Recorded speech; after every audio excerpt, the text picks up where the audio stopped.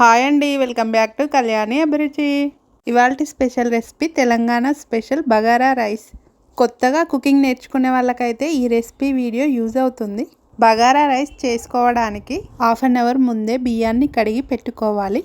కడాయిలో 1 table spoon నెయ్యి, 1 table spoon oil వేసి ఆయిల్ హీట్ అయ్యాక బిర్యానీ మసాలాలను వేసి ఫ్రై చేసి ఆనియన్స్ను వేసి అవి కాస్త కలర్ మారేంత వరకు ఫ్రై చేసి అల్లం వెల్లుల్లి పేస్ట్ వేసి పచ్చివాసన పోయేంత వరకు ఫ్రై చేసి ఇందులో పచ్చిమిర్చి, పుదీనా, కరివేపాకు, కొత్తిమీరను వేసి వీటన్నిటిని ఫ్రై చేసి 1 కప్పు రైస్కి 1.5 కప్పు వాటర్ని వేసుకోవాలి.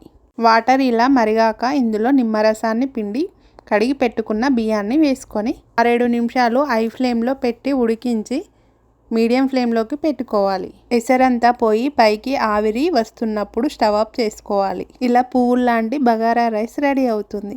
మీకు ఈ బగారా రైస్ తెలుసా లేదా కమెంట్ చేయండి.